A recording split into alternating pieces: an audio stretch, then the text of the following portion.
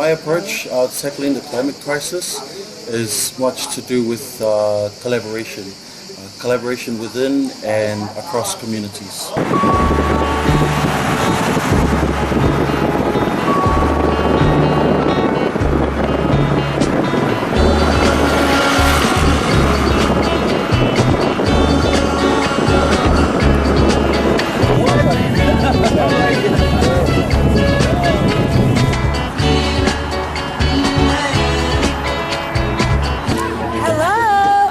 Video?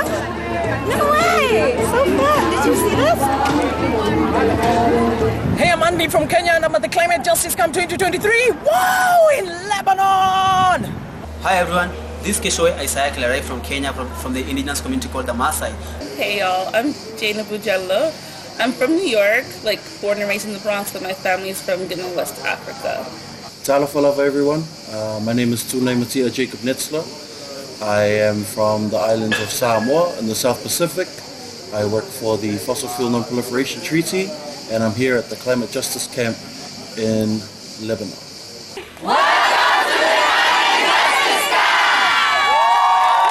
What I do for my group, especially with the community training, is I train young adults between the ages of 15 and 25 on the topic on advocacy.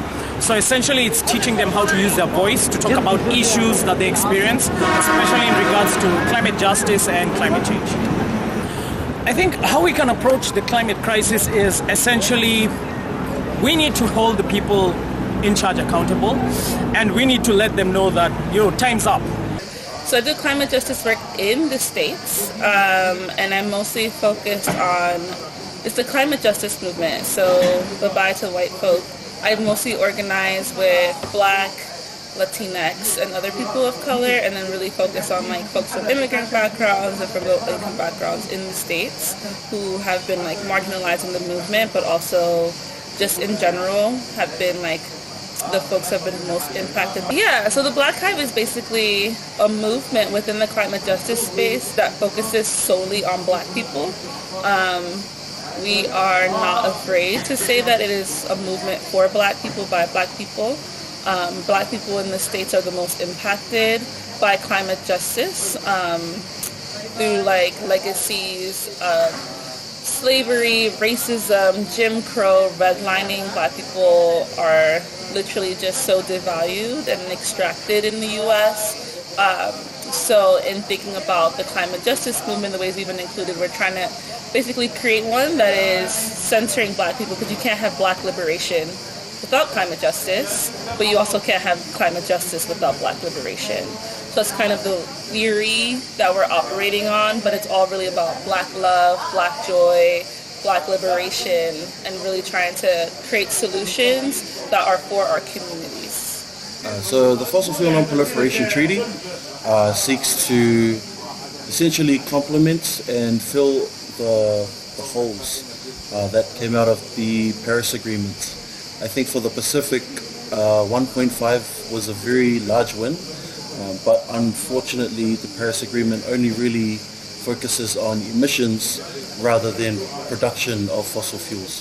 So for us, the goal is to phase out fossil fuels and achieve the 1.5 goal, which can't be done unless you're tackling it at the root of the issue, which is the production and extraction of fossil fuels. We face sea level rise, an increase in intensity and frequency of cyclones, of extreme weather conditions, and all of these things come together to really make it difficult for us to be able to retain our lands as well as live our everyday lives. It affects things from agriculture, it affects fisheries, which for us in the Pacific and for worldwide, our communities understand that this is basically a food security risk as well. So all of these things affect the way we're able to live our lives from the day to day. I attended the Climate Justice Camp that was held in Mount Lebanon, a region in Lebanon. It was to bring about skills development and sharing of experiences from people of the Global South.